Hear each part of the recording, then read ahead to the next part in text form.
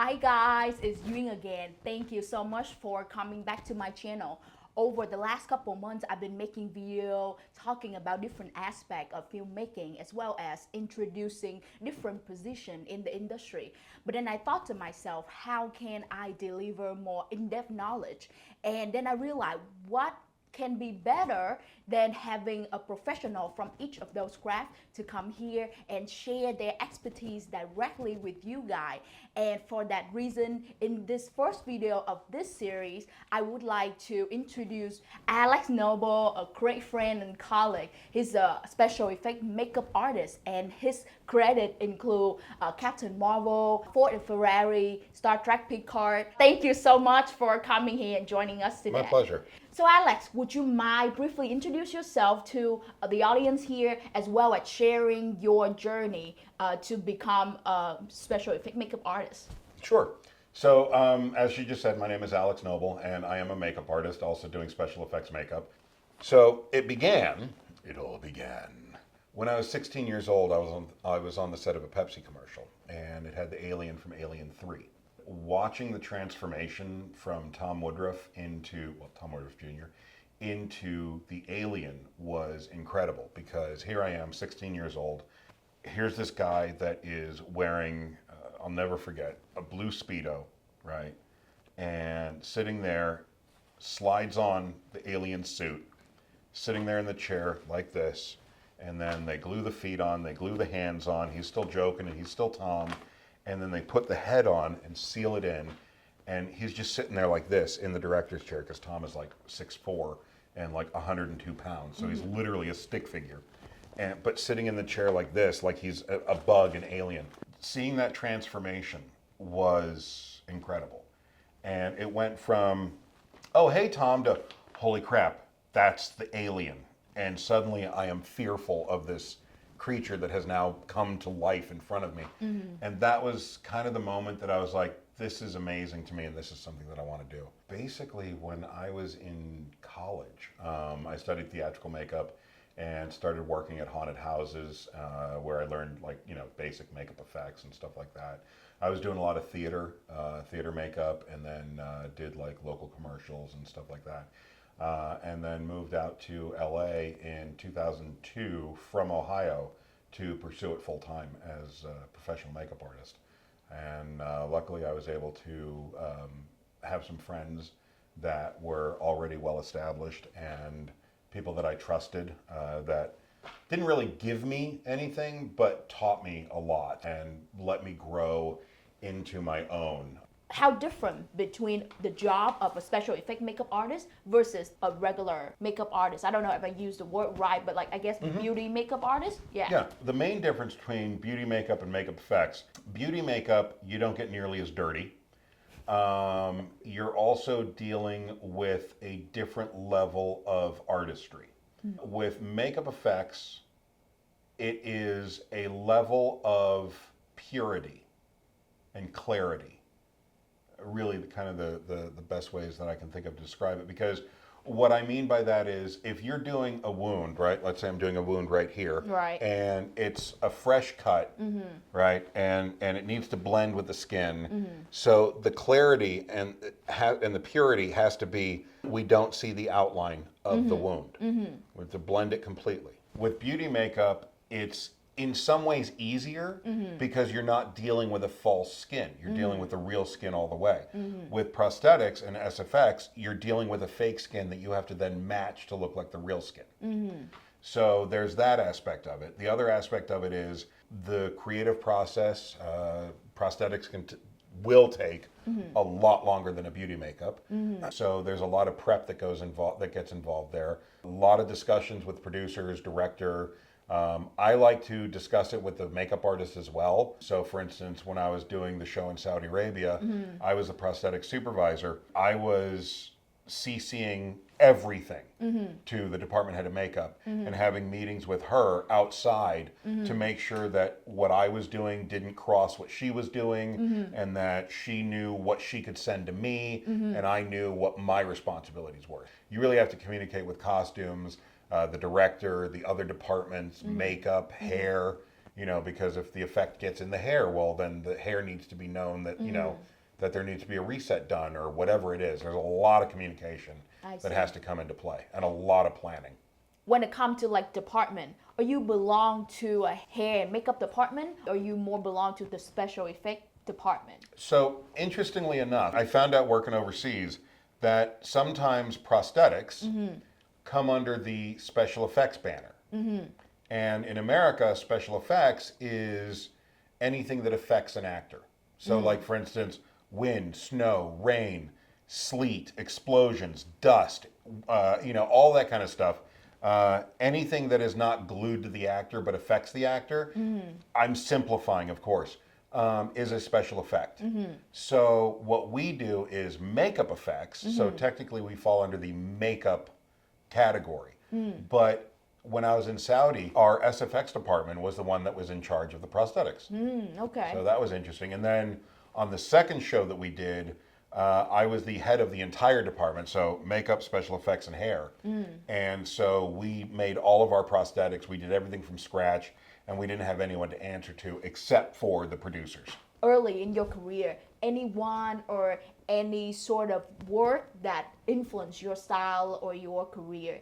Not directly. I mean, indirectly, yes, because my father was a photographer, and he used to do a lot of really large budget productions as a photographer. So all of the Virginia Slims, Parliament, Avion, Nike, a lot of big budget stuff. So I would come home from school and walk into the studio, and there would be like the side of the Titanic built in the studio.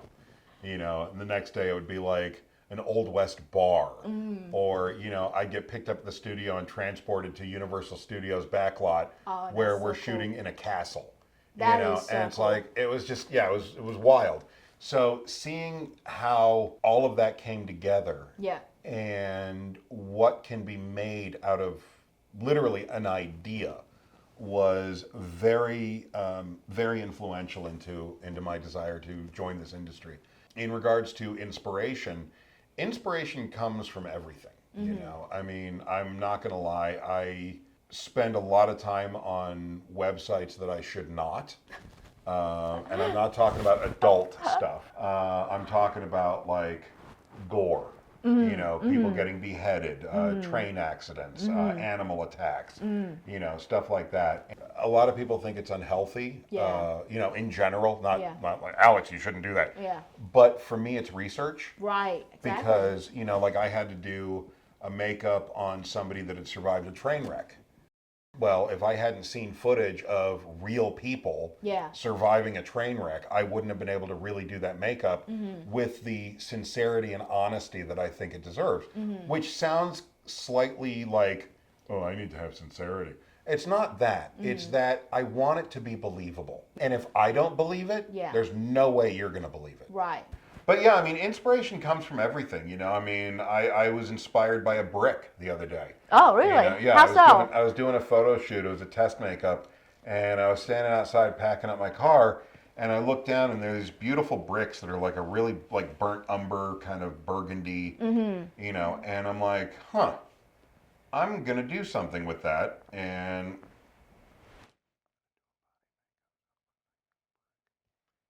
Oh, really? yeah. So I don't want to say it out loud because then you'll take it and do it. I see, okay. But do you see what I'm saying? Yes. Like just looking at that, Yeah. it gave me this entire concept of a makeup that I want to do. That's really inspiring to hear. So you did mention how you got trained to become a special effect makeup artist, but as you grow in your career, do you do a lot of self-taught after that? So it's not so much self-taught as experimentation. I mean, you figure out what works for you, right? Because silicone is silicone is silicone is silicone. There's only two things that's going to happen with silicone. It's either going to work or it's not going to work. And the way you make it work is you practice. The different chemicals. Are you going to add deadener? Are you going to add thixotropic? Whatever you're going to do, that's practice. And so it's learning the materials and then practicing them. Because I can show you how to, break down a script, but until you do it, until you make it your own, you're not going to be comfortable with it. On Star Trek Beyond, I was helping run silicone, right? And Steve Biscayno my boss said, Alex, I want you to run the silicone. I want you to do this. I want you to do that. And I was like, Steve, okay, but how do you do it? And he's like, I thought you knew how to run silicone. I said, I do. I know how to run silicone my way. I want to learn how to do it your way because that way it's the same result every time and you don't have to second guess anything that I'm doing. Right. And he was like, oh, I like that. That's very smart. And so he proceeded to show me how to do it. It's about learning the materials and the process and practicing. So, I mean, if you want to call that teaching yourself, sure. But, you know, somebody has to teach you. Right. For you to be able to learn it. Yeah. What you just shared is not only applicable for the special effect makeup or makeup in general, but like to any other craft. You learn something and then you try it out and you make the knowledge that then becoming your own, truly your own, and then you perfecting it the way that worked for you and work for the people that you're working with. Can you tell us about your first big project in the industry and how did that project shape your career? Yeah, I mean, there's a couple big breaks. There's ones that were breaks for one reason and others that were breaks for another. I would say that my first real big break was doing a show called Without Men. And I was the department head of makeup, and I was doing Eva Longoria's makeup, as well as Kate Del Castillo, and a number of the other ladies who I became friends with, thankfully, because they're very sweet. Yeah, at one point, Eva looked at me and she goes, have you ever thought about going on Desperate Housewives? And I said, I would love to, but I don't think they would touch me. And she goes, why not? And I said, because nobody knows that I do beauty makeup. Because at the time, everybody knew I did makeup effects. Even though I was getting hired non-union to do beauty makeup, but nobody really knew it. And so she looks at me and she goes, you've been doing my makeup for the past 15 days. I think I'm a pretty good reference. And I'm like, all right, thank you. But I told her, I said, you know, I don't want to, I said, I really appreciate this. I'm not going to say no, but I do want to say, I don't want to replace anybody. I don't want to ripple the water. I don't want to rock the boat. All I want is an opportunity to prove myself. That's it. And she goes, done, right? And so then she introduced me to her makeup artist from Desperate Housewives, who ironically had broken her foot. Oh. And was unable to do the makeup for the movie. Okay. So that's how I got it. Oh, okay, good timing. As a friend of mine, yeah. So when I met Gina, I was like, well, it sucks that you broke your foot, but thank you. You know. So Gina and I got along great. What I found out later is that Eva had invited Gina to set to see if I would be a good fit for their team. So I didn't know that it was like an audition process. I was just being myself. Okay. And so then 4 months later, I get the call to go on Desperate Housewives. Would you mind sharing a little bit about, you know, other opportunity that you consider a big breaks that make a big impact to your career? One was I Am Number 4. It gave me the opportunity to work with some people that I now consider friends, and that was also in 2010. And Howard Berger had called me to ask me my availability to work on a show, and it was I Am Number 4, and he ended up flying me out with 2 other makeup artists, and we were supposed to only be there for like 6 days doing MOGs, right, Mogdorians, and I ended up staying for the remaining 6.5 weeks. And one of the things that happened was we were on what are called 8 and skates, right? We're on for 8 hours and that's it. Well, they kept pushing the makeups. Because of the schedule? Yeah. So, like, there were 2 days in a row, the MOGs, the stunt people would come in to have their makeup done, and then they wouldn't even get to them. And so I had made it a point to ask them, Gina was the department head, Lee Grimes was the second, and Peter Montagna was the third. I had asked them if they minded if I shadowed them and, you know, watch how they do the makeup, so that way when it's time for me to do the makeup, I'm ready to go. And they said, sure, no problem. Turns out they were using a certain kind of airbrush, which I did not have. So I called all around Pittsburgh, found a place that was about 45 minutes away, and they had the airbrush. So I went out and bought, I bought one for me, and then one for the other makeup artists, because they each asked for me to get one as well. So I'm like, all right, cool. So came back, and basically every waking moment I had was spent in that trailer watching them do makeup. And it was funny because they were like, you know, Alex, we can't pay you after 8 hours. And I'm like, I don't care. Like, I would rather be in the trailer Yeah. holding glue cups, making sure that your lives are easier and learning how to do this than I would sitting in my hotel playing video games doing nothing. That level of dedication led to Gino basically telling production that I need to get put on payroll and that I will be on when they're on. And so I ended up staying the rest of the show and doing more makeups than I was supposed to do.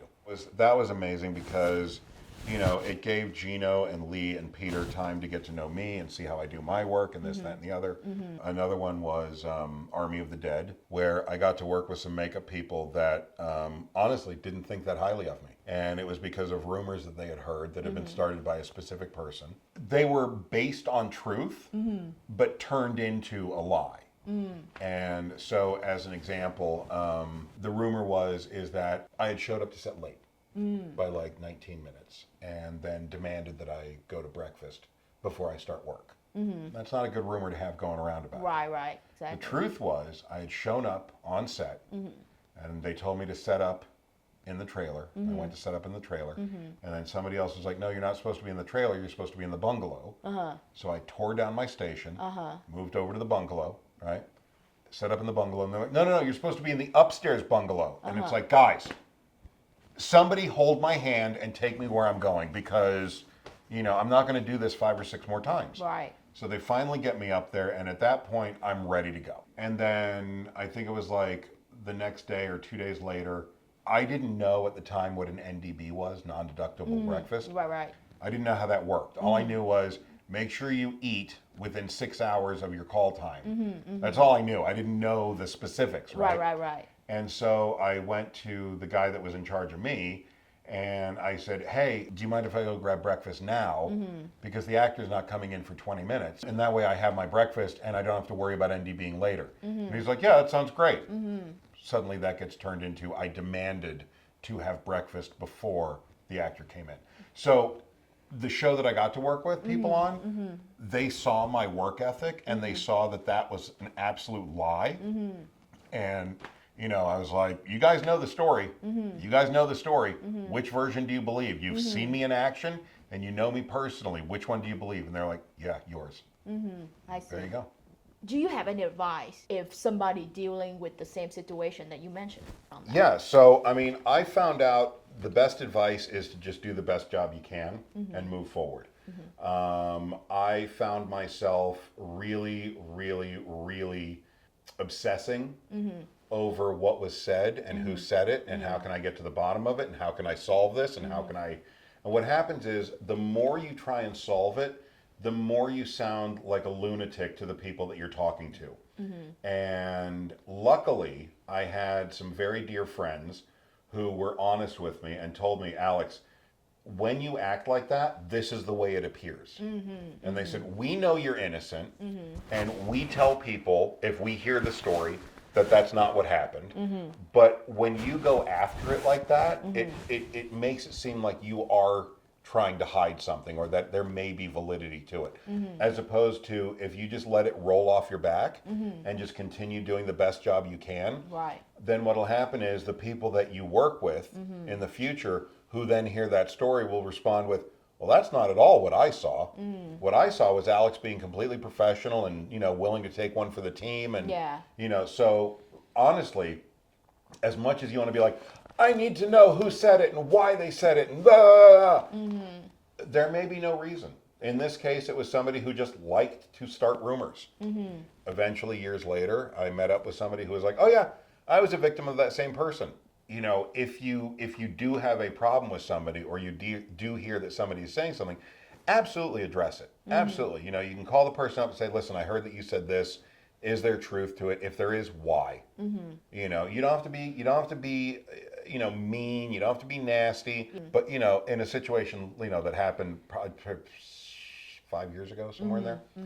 I just went up to the person and I was like, listen, I heard that you were saying this. I'm just curious as to why. Because here's the deal. If it is something that I did that I'm not aware of, I would love to know so that I don't do it again. And it's very simple. Yeah. Because also when you do it that way, you're showing that person that you want to learn and you want to better yourself. At which point, that shows other people. So if they continue to propagate rumors, the other people are going to say, well, wait a minute, no. He approached that head on, and he went straight to the person and tried to resolve it, and now this person is still telling rumors. So, who do I believe? The one that approached it as an adult, or the one who is continuing to talk behind that person's back? I see how each opportunity, working opportunity, can create an impact on your career in a different way that you never know or you never expect it would be. But it's in this way or other way, it will shape your career. Depending on how you work and how you behave, it will shape your career better or worse. I feel like each opportunity coming to us, we should take it seriously, and it will reflect. When people think about makeup artists, we all think right away, think about, applying makeup and then that's it. But that's not the truth. There's so much more into it.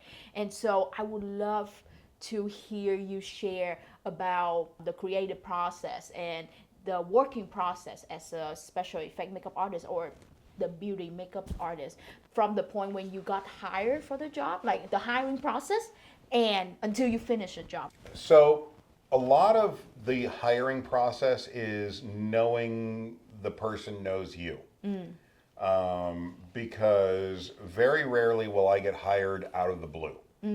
Which is ironic because my first job here in Georgia, I had written a cold email. Yes, you did mention that. Yeah, and they responded because of the way I wrote my email. It was very personable, it was very honest, and it was very clear, and it had comedy. There was humor in there. Because in my email, I do say, yes, I'm a makeup artist. No, I'm not a drama queen. So because they do go hand in hand. It turned out to be a very beneficial working relationship with the company that you and I met on. So anyway, you have the interview process, which is, they call you up and say, hey, let's talk to you about the project, blah, blah, blah. Case in point, I'm dealing with one right now. I was recommended by a producer that I know to another producer. So they called me up. We had a nice phone conversation. He liked my style, liked my energy, liked my sensibility, and was like, hey, let me send you the script. You want to do a breakdown? I said, sure, no problem.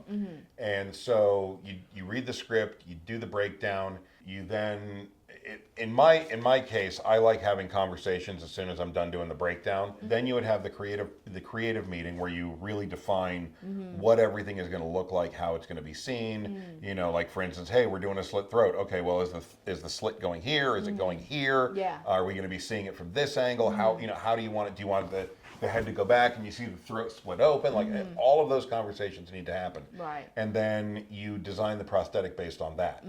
So not only do you have that aspect that you need to know, but you also need to have a fundamental understanding of how you're going to do it. So for instance, okay, if we're doing a slit throat on you, are we going to be able to use a generic prosthetic? Well, if we have to, yeah, sure. If not, well, we need to do a life cast. Well, how do you do a life cast? If you don't know how to do a life cast, then you got to pay for somebody who does.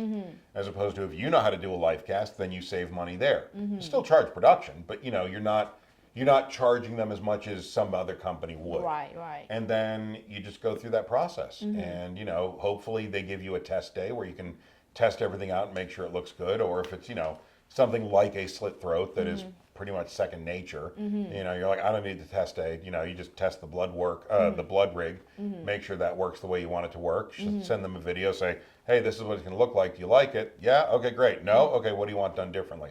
So there's a lot of back and forthing in communication. The test day, is that after you get signed on and get hired Oh, officially? absolutely. Okay. Yep. You mentioned a breakdown. How in-depth of a breakdown that you present during the interview versus like one that when you get officially hired on a project, what is the amount of work that you put in before getting hired? So when I do my initial breakdown before the interview, I will do enough that I can ask the questions that need to be asked to show them that I actually read the script and understand the material. I will not submit any breakdown that explains exactly how we're going to do it or the processes involved.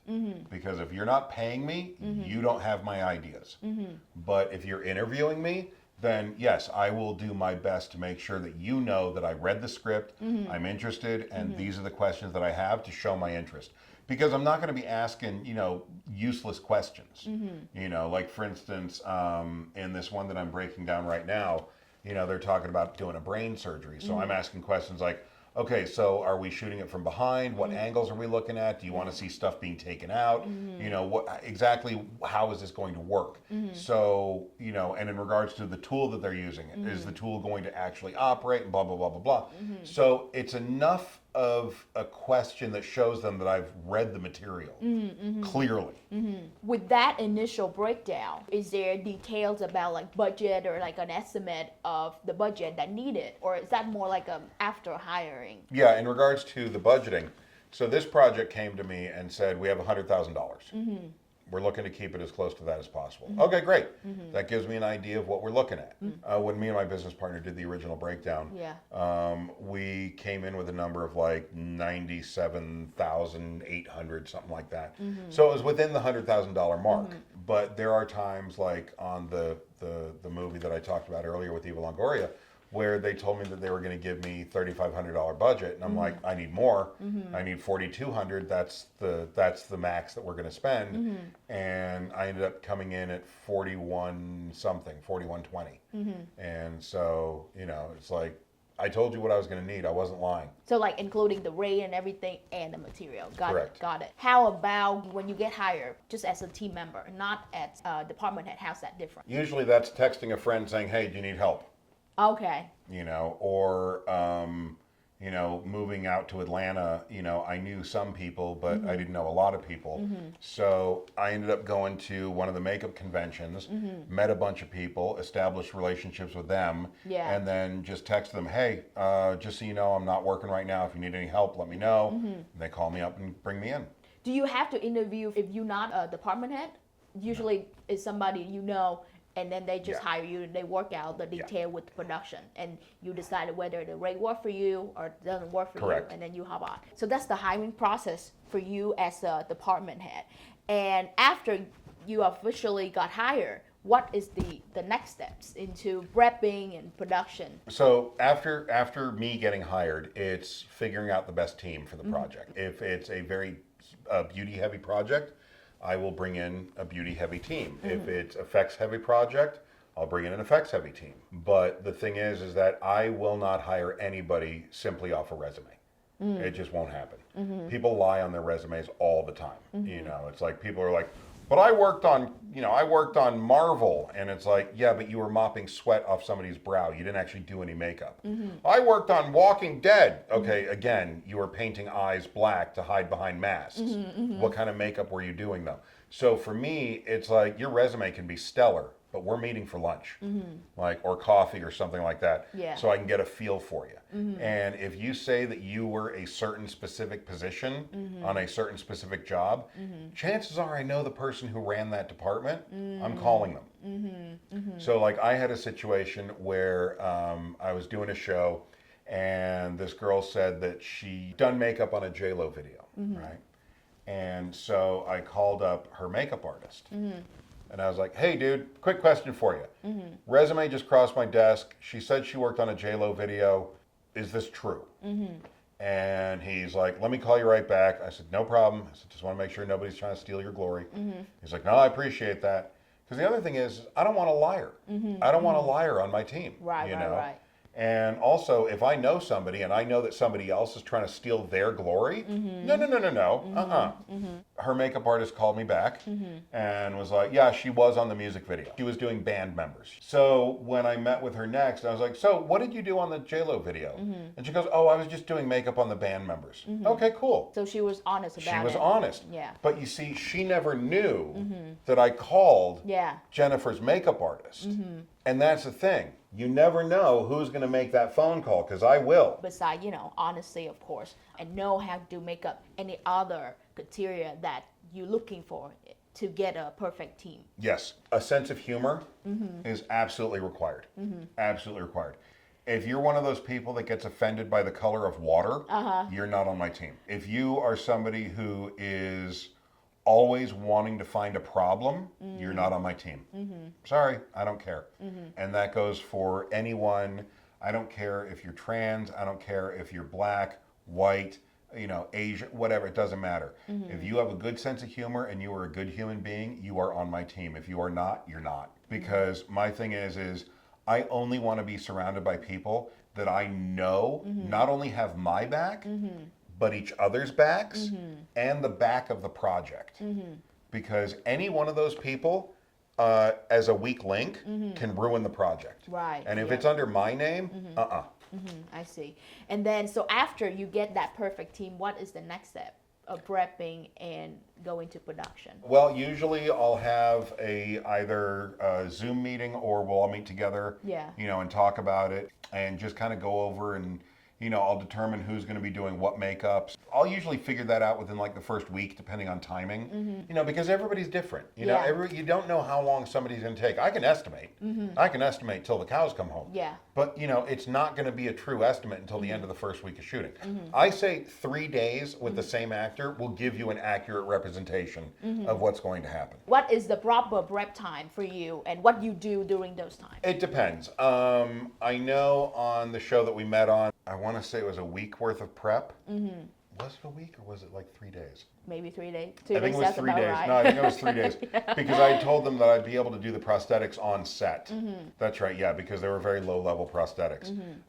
But then on Dream King, the one that we did together, they gave me a week's worth of prep to do all the whip scars and all that kind of jazz. So you're actually creating the material to work with. During that time, do you do another version of more detailed breakdown for your department, or that already done prior? No, what I'll usually do is, so when I do the breakdown as a department head of makeup, what I will do is I will break down every character, what their look is based on the scene description or the character description in the script. That description will hold over until the next change in character. So for instance, let's say, scenes 1 through 4, Ewing is, you're sitting at your office doing work. Scene 7, you go to the bathroom, take off your makeup.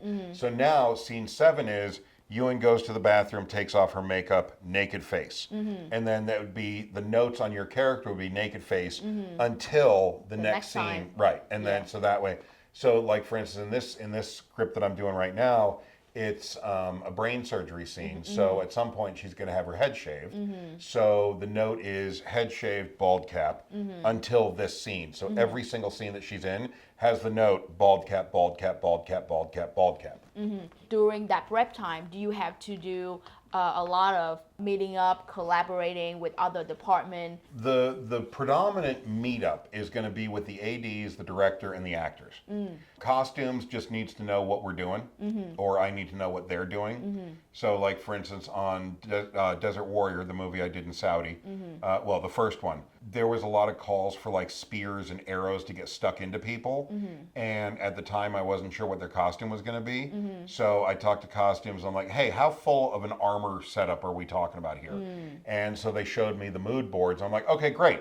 So we can, we don't have to do it. Props can do it. They'll just, stick the arrows into the armor pieces, no problem. Yeah. Hair, similar. Hey, just so you know, we're going to do a scene where, burn on the head. If you could just wrap the hair this way and then let me fondle it later. And then with aid department, I guess communicate about time. And then how about actor? Actors usually, we meet up to talk about the character, and then if I'm able to do a makeup test, we'll do a makeup test. Like for instance, I'm getting ready to do one show where there's going to be vampire teeth involved. Yeah. So I need to meet up with the actors ahead of time, make sure the teeth fit. There'll probably be 2 or 3 fitting sessions where, I'll make the teeth and then I'll put them in the mouth, tell me where it hurts, if there's any pinching, poking, whatever, sand them down, get them done, finished. Okay, come on back over. Let's test the teeth again. Are they perfect? Okay, great. Put them in a box. Wait for them to go to set. A lot of big movie, they brought in their own makeup person. I assume a lot of the personal makeup artist is more like a beauty makeup artist. You meet up with that personal, Yep. So and how's that work? So, for instance, on Desert Warrior, I had to work closely with Anthony Mackie's makeup artist, right, Latoya. And so I started talking with her well before she came out to Dubai.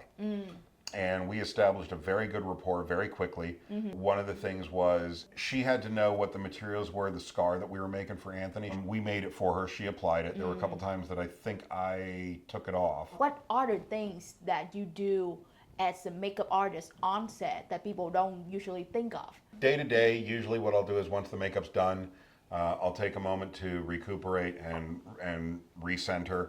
And then go through the call sheet for the next day, the advanced, come up with times to give to the ADs. Obviously, this is after I go to set and make sure Right. everything's taken care of. And then usually it's just making sure the breakdown is still on par. Continuity's taken care of, everything's taken care of. And then honestly, it's sit on set and be bored. Wait for something to happen. But, one of the big things that I'm always a fan of is don't go in for last looks when they call for last looks. Oh, why? You should be already there. I love that. It's I like love that. they shouldn't have to ask for it. Right. Like, I like it when they do, Yeah. and I'll get on them for when they don't. Yes. But it's like, you should, when they say looks, Yeah, it should be you should done. already say clear. After we wrap the principal photography, what do you do in terms of wrapping out? Like, do they have? Go do home. you have? Do you No, have? I'm just kidding. Well, do you have wrap day for? Yeah. Yeah. Okay. Sometimes I will. I like to help production as much as possible in certain circumstances, especially if it's my first time working with them. Yeah. I'll usually try and do the wrap day on the last day.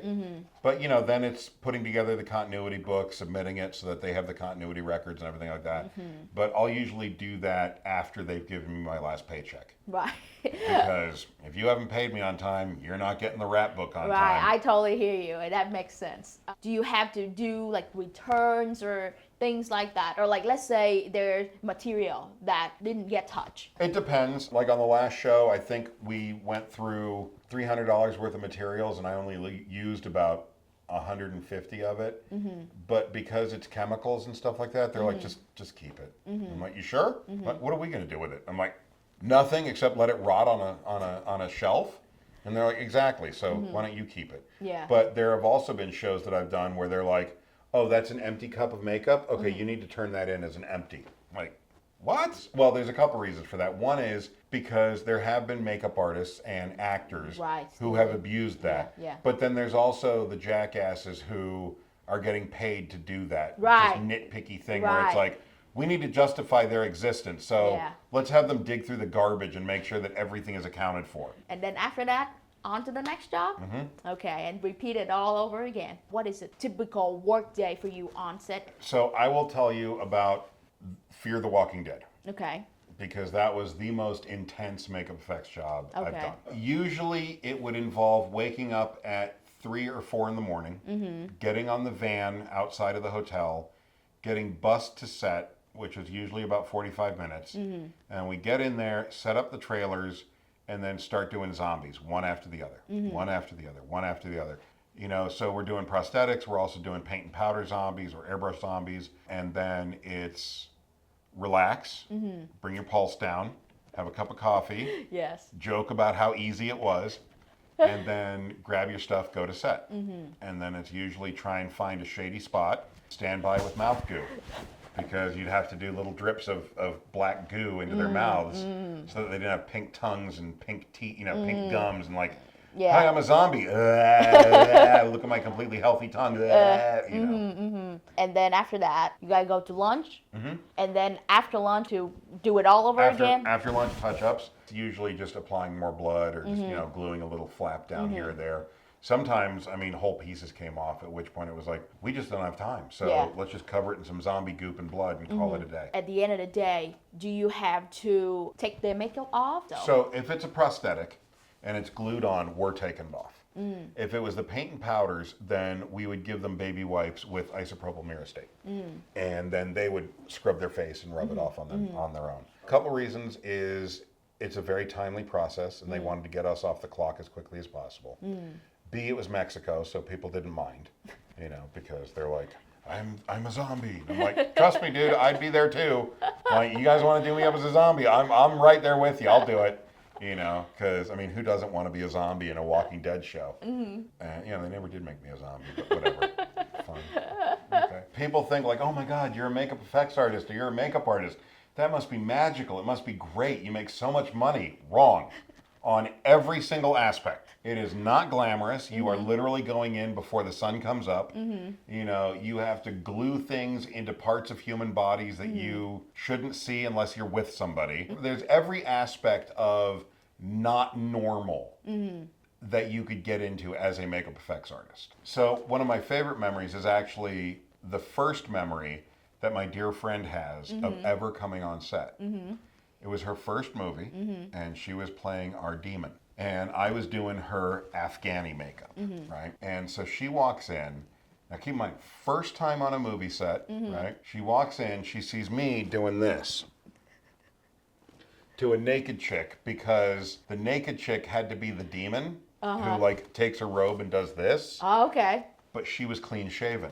Arab demons, Arab women in that era did not shave. So I had to formulate a merkin Really? like on the fly and apply it to her.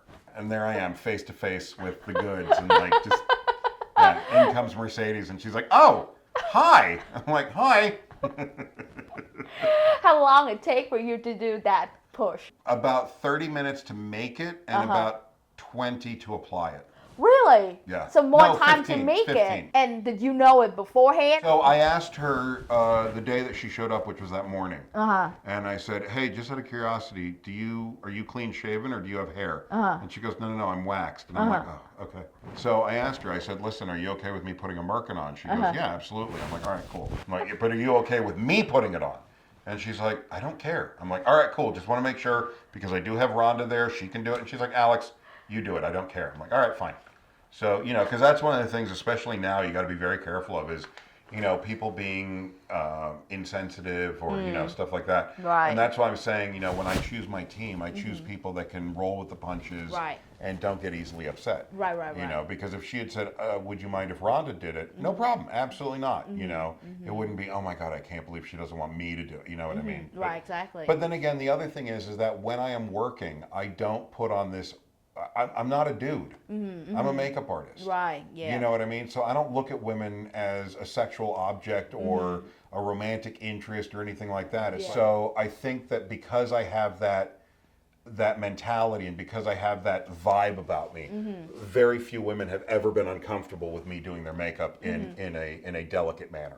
When I first saw you, and I know that you do like both special effect makeup and beauty makeup, I was really surprised because, when we think of makeup artists in general, we imagine a certain... It's not this. Yeah. I'm trying to tiptoe around it, but yes, you spoke It's my either mind. a woman or like a very gay man. No, I get it. I totally get it. Or most makeup artists in the past were straight men, just FYI. So if you are a straight man and watching this video, there's nothing to shy away from this profession. Because the other aspect is, how many of the world's hottest women are going to come in front of you in any other job? I joke about that, but it's also actually a very serious concept because there are a lot of straight men, especially in lower income communities, are notoriously homophobic. And they may not necessarily be angry against gays, but it's like anything that's considered gay. I mean, makeup artistry. Yeah, they don't do. Gay. Yeah. So you have these kids that grow up in this environment where they're like, I want to be a makeup artist. And suddenly it's like, what are you, gay? What are you, blah, insert homophobic derogatory comment. And how long are they going to listen to that before they're like, all right, you're right, I want to do sports. So what I always tell people is, especially when they're like, listen, if you're worried about somebody thinking that you're gay, just be like, look, I'm going to be working on some of the hottest women in the Hollywood. But you see what I'm saying? Yes. So it sounds very misogynistic. Yeah. But it is psychologically giving these kids a way to understand and fight back against the whole thing of you can't be an artist unless you're gay. Here I am saying, like I'm not looking at you as a woman when I'm doing your makeup, but hey, how many of the world's hottest women are coming into your work? You know what I mean? The reason why I say that is because children are very simple-minded, right? I don't mean they're stupid. I just mean that they go from point A to point B, as opposed to adults that go, hey, I need to go from point A to point B. Maybe I should go to point Z first, then W, back to U, to K, to L, back to W, back to M. So whereas with kids, it's like, okay, I need to go from here to there. Why do I have to go over there and then there and then there and then there and come back? So the reason why I say that is like how many of the world's hottest women are going to be coming through your workplace is because it is a very simple way to look at it. And it's a simple argument to battle. Are you gay? Well, no. Why do you want to be a makeup artist? Well, why do you want to be a construction worker? Well, construction worker is manly. Okay, that's fine. But how many hot women are going to come out of your construction site? because I'm going to get them every day in my makeup trailer. I don't know how many times a day you're going to get them in your construction site. So with that logic, with that argument, it suddenly shuts the other person down because now you are making a joke, but also a very valid point about the fact that no, clearly you're not gay, even though it doesn't matter. It's still something that they are going to be affected by as a young kid growing up in these communities that do not really embrace homosexuality or any of the LGBTQ alphabet stuff you want to throw in there. They're going to get a lot of flack for it. I know because I've dealt with it. It has nothing to do with being misogynistic. It has nothing to do with being opportunistic. It has to do with this is the mindset that you have to fight the bullies that are going to try and prevent you from moving forward. Yeah. Because people around you do not want you to succeed. Because then it shows them that they can succeed. And 9 times out of 10, if they're bullying you for succeeding, it's because they don't want to succeed. I see. Thank you so much for sharing that. I think it's very encouraging for young people in general to fight for what they passionate about without being influenced or affected by other people's opinion, the stereotype that they apply onto certain profession. So you share with us a lot of interesting experience and story, but I'm sure there's also, it's not always glory, right? There's a lot of difficulties and challenges you have to go through as a makeup artist. Would you like to share some of those? Challenges would be budgets. Like we want to do a werewolf. Great. How much money do you have? Yeah. $200. No. So, like for instance, on Bridged, right? We had to do that neck, the neck surgery. To do it the way they wanted to do it, would have been like $2,000. Wow. Right? And probably a month's worth of work. Probably about 2 weeks. They didn't have that. They didn't have that money and they didn't have that time. Yeah. We had to figure out a way to do it creatively. And so I was like, well, why don't we just do surgery on a steak? And they're like, what? I said, I can get a steak. Like a piece of steak? It's meat. Oh, okay. And then I can glue a skin to it so they can cut into the skin. So we prep everything and then cut into it. And then there's your vein, there's the this, there's the that. And we just have to shoot it in an extreme close-up. That's one of the challenges, is knowing how to think on your feet. Another challenge is knowing how to deal with people and actors. Right. Because everybody's different. You have no idea how this person is going to react to this and how that person's going to react to that. When it comes to, for example, those situations that, let's say, one day on set, that you were asked to do something that you weren't prepared for, but it's a necessary. One day? Well, trying to make it. That happens almost every day. I'm not trying to make this conversation demotivating for young people. Right. That's why I simplify it to one day, but I guess you're giving them the real picture. But the other thing is, this is what makes it exciting. You know what I mean? Because no day is the same. No day is exactly the same. Every day is something different. Right. And that's the thing. If you don't want that, if you don't like that, then no, the film industry is not for you. And if anything I have said to you today has offended you or upset you, then no, the film industry is not for you. You mentioned before about being flexible and working with people and to roll on a punch and dealing with a lot of personality, but also know when to fight for what is necessary for to do the best job that you can and to fight to protect your team. How do you create a fine line? Matters of pride, I don't really, I'm not fighting that battle. It's like whatever, Matters of integrity for the project, to a certain extent. At some point, it becomes a paycheck. You no longer have a vested interest or an emotional attachment to the project, and you're like, I'm just earning a paycheck. Yep. So, and you only learn that through experience. Right. Yep. As you experience things, you will start to understand the signs that appear that let you know if a project is going to be good or it's not. Yeah. Now, granted, there are certain projects that you have no idea what they're going to turn out to be. Yeah. Nobody knew that Princess Bride was going to be as special as it was. Nobody. Right. Nobody knew. But, in certain circumstances, the writing is there on the wall. I can speak from my own experience. The first couple of years when I was working in the film industry, I was constantly fighting myself. Okay, I want to do the best job I can, but at the same time I feel like I'm stretching myself too thin. I'm just trying so much and it makes me exhausted. It's just like an emotional turbulence. And at the end of the day, it's what we passionate about. But because we are professionals. So this is how we make the money, and this is how we afford our life. So it's also, the paycheck is important. So at the end of the day, if you still get that paycheck, things are still fine. Moving forward, I want to pick your brain and your opinion about special effect makeup and CGI. The rise of AI, does it change the special effect makeup craft? People are going to lose their jobs. CGI has been around for the past 30 years, and it's a tool. It's not a replacement, it's a tool. So I have done plenty of makeups that incorporate a green screen element or tracking marks or something like that. Yep. AI is going to change everything. AI is brilliant at face replacement. I saw it in person on the last Tyler Perry show that I worked on. It's scary how good it is, but it also has its limitations. Yeah. Like it can't handle hairlines, and it can't handle naked skin. So it can handle the face because you have the eyes, the corners of the eyes, the corner of the eyes, the nostrils, the corners of the lips. Yeah. You have very defined hard points on the face. Yes. The AI can track that and adjust the makeup. Yeah. There's nothing like that on the neck or chest or on the arms. Yeah. Even fingers would be very difficult. Right. So for that aspect, I don't know how it'll work with zombies or demons or anything like that. But old age makeups, they're a thing of the past. Except for the hands, skin, stuff Really? like that. But the face, no need.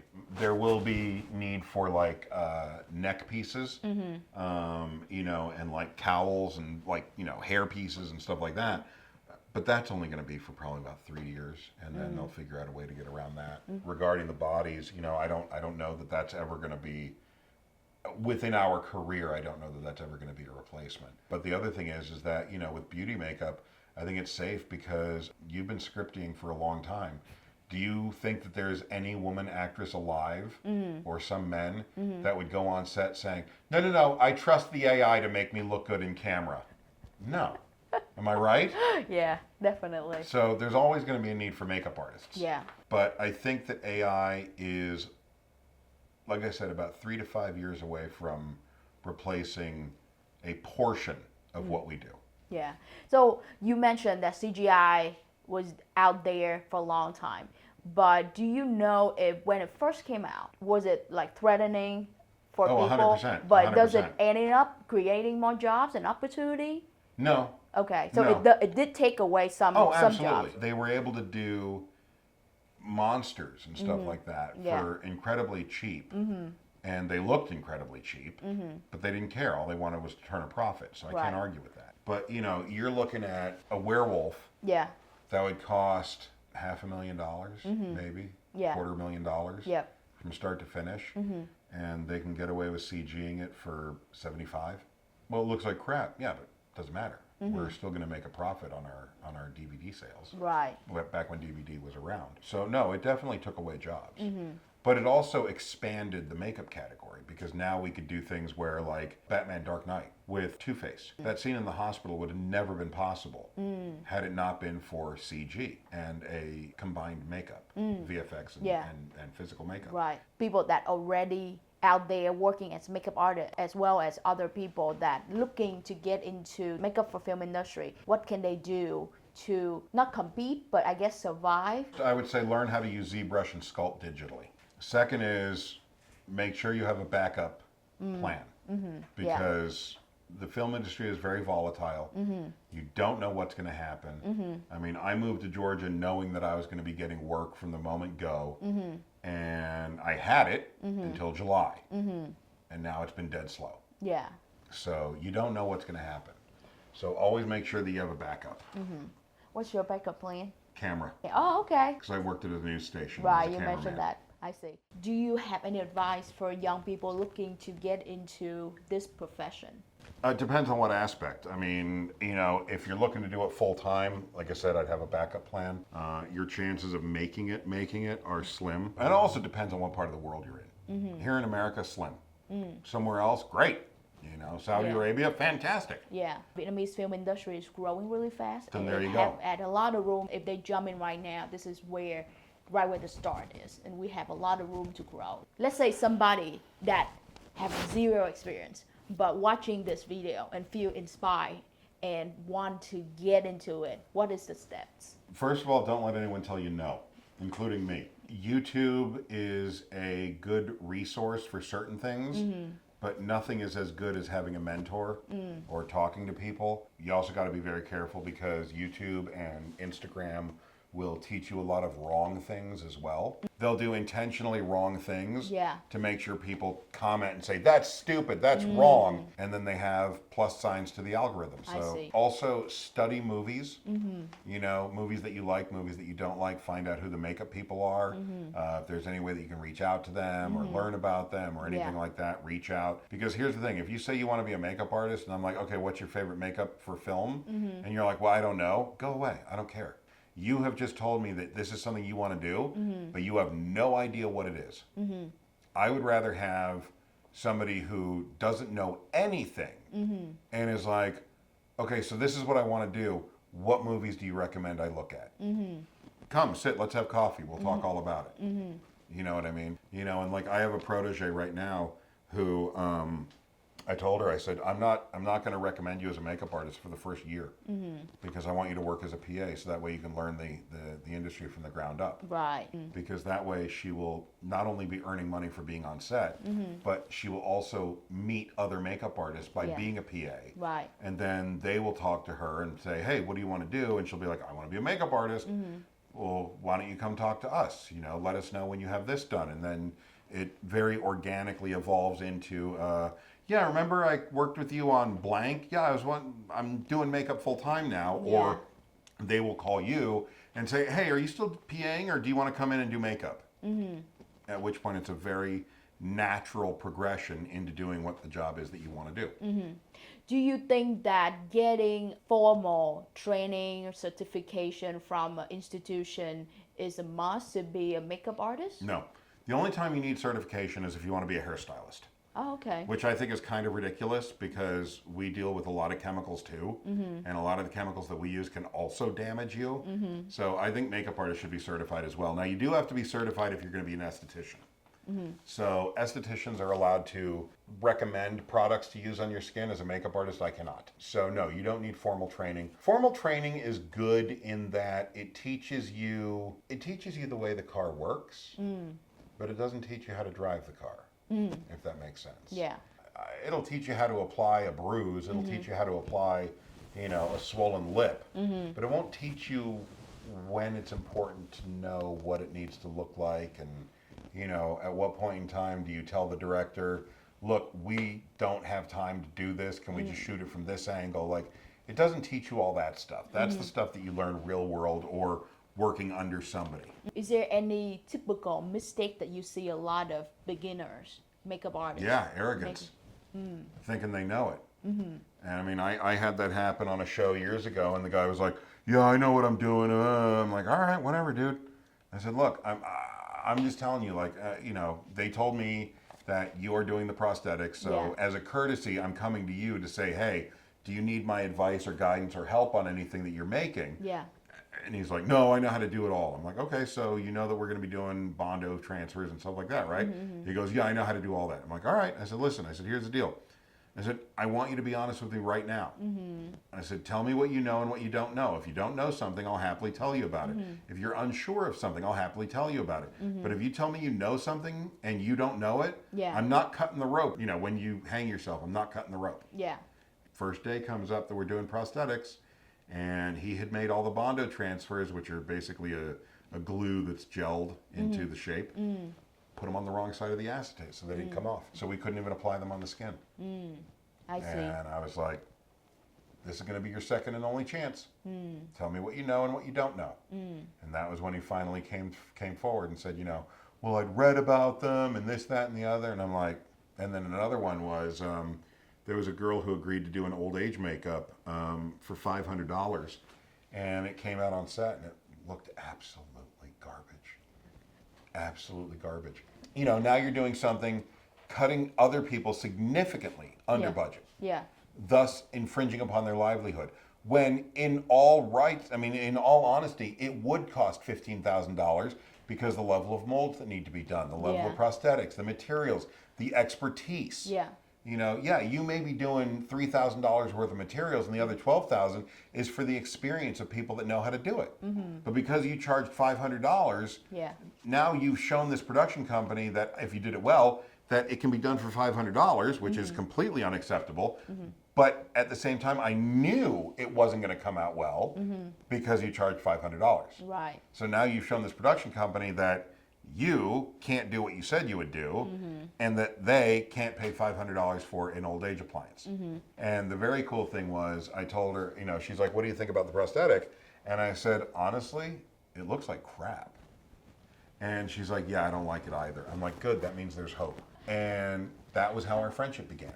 That's great. Because she appreciated me not being gentle. She wanted my honest opinion, and I gave it to her. Yeah. So, and then there are other people that are like, you know, "Look at me, I'm a makeup artist. Look at me, click, click, click, click, click, click, click." And it's like, "But did you do makeup?" Yeah. "Well, I mean, I powdered him." "Okay, that's not makeup. You're not a makeup artist." "But I do my own makeup on Instagram." "Okay, you're a chick who does your own makeup on Instagram. Yeah. You're not a makeup artist." Yeah. So that's what I mean about the arrogance, you Yeah. know, and not really understanding what it is that we do.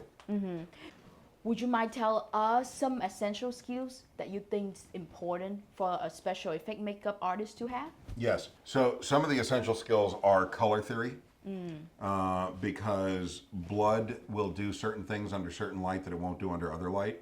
Also, the color of the clothing that they're wearing. So, like, I always recommend that you do not allow somebody to wear white that's getting blood on them, and also don't allow them to wear black. Don't allow them to wear any color where the blood is going to disappear onto the fabric, because then it's pointless. Yeah. People skills, understanding how to make somebody feel comfortable. You know, I had to do a bullet wound on this very well-known actress's inner thigh. Again, one of those like, "Oh, hey, how you doing?" You know. And so she spread her legs for me, and immediately I just went, "Well, at least it's not awkward."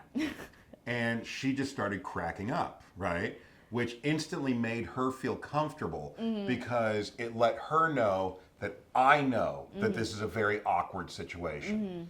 So the worst thing you can do is just ignore it. Because then she has no idea, or he, depending on the situation, has no idea if you are feeling what they're feeling. So the minute you make a joke about it or acknowledge it, then they know that you're in the same boat they are, and it makes them feel more comfortable. An eye.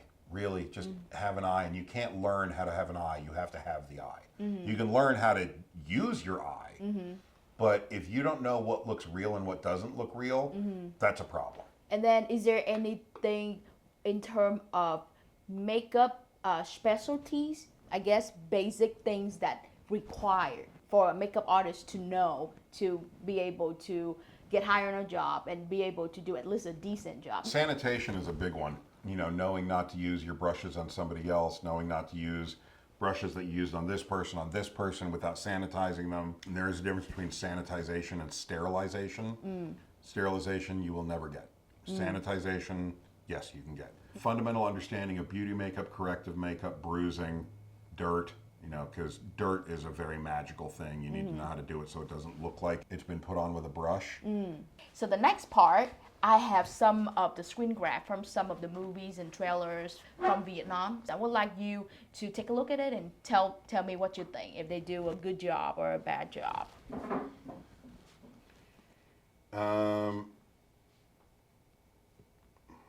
So I can see the edges there. It's kind of blotchy. So, like, for instance, why is there blood there, but there's no cut on the lip? And why is there just a tiny little blood coming from there? You know what I mean? The bruising doesn't make sense to me. But, I mean, again, you know, it's like, if you don't know, you don't know. What makes you think that the bruise doesn't make sense? Well, because where did she get hit? You know, it's like usually bruising occurs on a higher area, like a cheekbone, something like that. And that looks like there's a cut involved, at which point, how old is that? I mean, if it is that fresh, why is the bruising as dark as it is? All right, come on to the next one. Not bad. Yeah, so it's the same thing. Yeah. Yeah, different angle. This is a little tighter. Yeah, that's not bad. Yeah, this is a new project that's coming up. I was actually surprised looking at it. So what do you like about this? What do you think they did a good job on? I like the eye. I mean, obviously I see the edge right there. But I mean, that's not the first thing that drew my eye, which is always a good thing. If a flaw is the first thing that draws your eye, that's a problem. I mean, okay, it's a weird face covered in blood. Nothing wrong with it. It's just, it is literally covered in blood, so there's nothing to see. Oh, that's not bad at all. From the same movie that coming That's out. really good. I mean, and you see the edge there, but again, didn't really draw my attention right away. But I like that. Yeah. There's a lot of hope for Vietnamese film industry, it Yeah. seems like. And that seems like an old age makeup with a fake mustache. No, I think this might be the real mustache. I don't know. That's Is a it fake mustache. Oh, yeah. Okay, yeah. So what do you think about this? It's very clean, almost too clean. Like, see how there's no wrinkles or crow's feet? At this point, his forehead wrinkles should be bigger. There should be a bit of a jowl down here. The nasal labials should be a lot more pronounced. And like I said, the crow's feet, that's a big one for me. Yeah. But yeah, that's absolutely a fake mustache. I think we still have a lot of room to grow, and I feel like being aware of these issues that we can do better is very important, because I think we have a lot of people that are capable. You just need to have the right resource. We have all put on a fake mustache before. We have all done it. So don't think I'm like, oh my God. No, it's just I'm spotting the stray hair that goes, you know, the hair is a little too perfectly straight down. You know what I mean? Yeah. I mean, I've done that before. Yeah. You know, it's very Halloween-y, cartoony. Yeah. You know, it's accentuating veins that are already there. Yeah. And then I guess this is the more extreme version of the same thing, same movie. I mean, there's a prosthetic there. And obviously that, whatever that is. Yeah. Yeah, I mean, I would definitely have done that differently. What do you think that you would do differently? Well, again, I don't know what it's supposed to be, but I wouldn't make it look like a drip. That looks like a drip. This whole thing looks like a drip. It doesn't look like something coming out from the skin. Oh, that's not bad. Yeah. The same movie. I mean, those, but the reality is those are very easy to do because it's covered by clothing. You know, I like that it is not entirely covered in blood. You do see some skin because I'm a big fan of showing some skin. Right. But like, it would be interesting to see how that looks with the shirt off. If it blends with the skin tone, you know, all that kind of jazz. Yeah. Okay. So there's something that we can do better, and there's something that actually looking pretty good. So I think we'll have a lot of hope there. So that's a lot of information that you've been sharing. Thank you so much, Alex, for coming on here. People will really appreciate these information that you provided. I'm available for tutoring. How can people follow you? At The Real Alex Noble Makeup. Okay, so if anyone interested in learning special effect makeup or some mentoring or tutoring, feel free to reach out to Alex, and hopefully we'll see more content, collaboration more between the two of us. Thank you so much for following our video today. We really hope that you did enjoy the content today. If you like what you're seeing or hearing today, feel free to give us a subscribe or a thumbs up. We'll see you more in the next videos.